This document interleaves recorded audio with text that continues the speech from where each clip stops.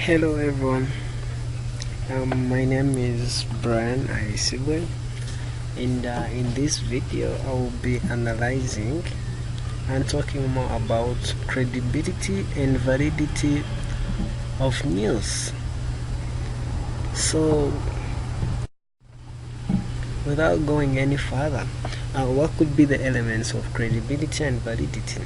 So one of the elements is independent versus self-interested. So when you are reading the news, do you find that the person is really writing the story that is independent, or does the person have some self-interest at stake? Like, does the person really want to tell something based on his opinion, or the person is letting the story tell itself? So also we can talk about multiple sources and one source. So while reading the story, you look at whether the story or the writer has used multiple sources to support his claim, and you can also see if the writer has just used one source. And most of the times when the writer uses multiple sources to support his claim, his story is credible. Then another element of credibility is verifies versus asserts. So when you're reading the story, do you find that the sources really verify the information of the story, or the sources are just an assertion, are just a claim? So in other words, there is evidence. Is there like evidence to support that the writer puts to support his claims, or the writer just uses opinions? So the other one is authoritative and informed versus uninformed. So as the writer shows some evidence and cites some people, does the writer really choose people or evidence that is related to the story? Like, do the sources used have a clue or a major thought on what the story is about? So once the sources chosen have a clue or a major evidence on the story, what the story is about, that article is likely to be, or that news is likely to be credible. So we can also look at named versus unnamed. So the named sources are the ones that are most of the times credible. When you use named sources, people are able to know, like, the people that commented on the source and are able to understand. But once a writer uses sources that are unnamed, it is hard for the audience to understand. So without going further, let's look at how a story, like some examples of stories, so that we can use the other four elements. So the first story is about, the title is Concern of Terror, Teams Have Selected Targets Ready to Strike. So it is an ABC news source, and seeing whether this story is independent or self-interested. This story is independent. This is because the writer brought out the news with truthfulness, the way the news is, quoting many different people, including intelligence and law enforcement officials. So this, like, quoting these people and then giving the real truth about the article, makes the, without using many of his opinions, makes the story very independent. And the second story is about Walmart announcing a great for you food labeling initiative. So it is dated February 7th, 2012. So the story is also independent. Like, the person reporting the story uses evidence from Walmart store and does not include any of his opinions. So this means that this story is really independent. So the third story is about the grief of protests following the shooting of a teenager. It was reported by New York Times, and so this story is self-interested.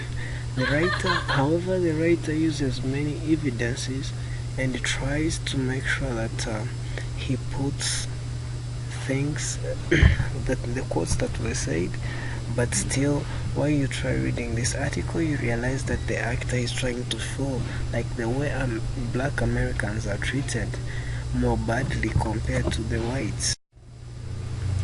So, speaking about multiple sources and versus one source, the first story, the writer was able to use multiple sources in the story, including officials, Homeland Security, and other quoted attacks that happened in Mumbai during 2008 to make his story complete. And the second story of Walmart, there is no multiple sources because the writer really is very bad because the writer really used few of the sources, and most of the sources that were used were from Walmart, which I think he used like 2 resources in the video.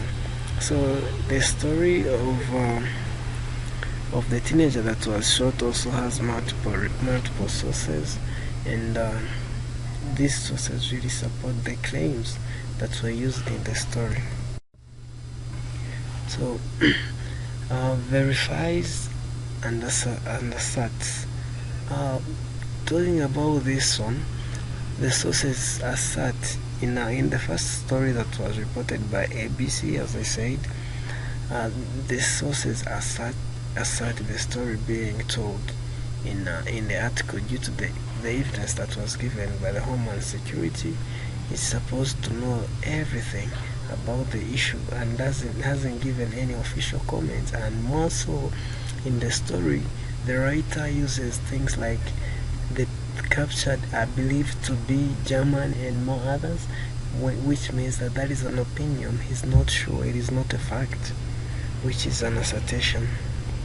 So in the second story of Walmart, looking at this element, the sources verify the story because they support the new system of Walmart, and the people that were quoted are shown in the video, which is very convincing. So in the New York Times story, the story verifies that the claims made in the story are true. This is because the sources used in the story support the story to tell what really happened in the way it happened, which really verifies the story. For example, the writer quotes the mother of the deceased on television talking about the loss of her son, which is very convincing. So authoritative and informed versus uninformed. In the first article, it is uninformed due to the language used in the article. Based on the language used, the article is quite lingering on the options. For example, they just believe who the key targets are, but they are not sure yet. Also, the Homeland Security has not made any comment. This makes the article uninformed. So the article is informed on the Walmart source because they demonstrate knowledge about the subject, and people have all the knowledge that is needed on this subject, the subject matter. Then on the third article, which is the New York Times article, the article is informed because all the sources that were used had a clue on whatever was being said and had knowledge on what had happened. So talking about the named versus unnamed, or the sources that were used in the article were very well named in the ABC article. That is the first article, and then the sources that were used in the second article were also named. That's the article of Walmart. And also in the third article, which is the New Times article, the writer quotes the mayor and many others and says what they said and also their names, which is very convincing. So in my opinion, I think that the first story is credible because the writer uses named sources, and most of the sources have clear knowledge and information about the subject matter. So the second article in the story The second story, in my opinion, is also credible because it provides evidence from Walmart, and these people will have information about the story. And in my opinion, the third article is also credible because it reports the truth on what happened and includes a number of evidences and statistics to support the story. So what questions am I left with? On the first story about ABC News, I was wondering, why didn't the Homeland Security make an official comment on the story? Why do they say the targets are believed to include England, France, like as if they are not sure? Then on the second story, the question that I have is, what research did Walmart make to lead to this great for you action in the store? I also want to know if they reported it as a news, or if it is an advert for the store to increase their sales. I have questions on the third article of the New Times. What really led to the shooting of Mr. Brown? And was Mr. Brown really a violent person, or is just racial case in the story? Why the police officer trained on how to live and keep peace ends up shooting an armed helpless person? So whether the articles qualify to be news or not, the article qualifies to be news because it updates the people about the emergency and situations that are happening for the people to be informed. That is the first article, and which is the ABC article. So in the second video, the video qualifies to be news because it reports a solution to the people's problems in the store, so that the people are aware on how to ease their shopping. So the third story is also qualifies to be news because it gives updates on the events that need attention for the people to be aware and fight for the rights of the deceased teenager that was shot. And here is the reference of the articles that were used.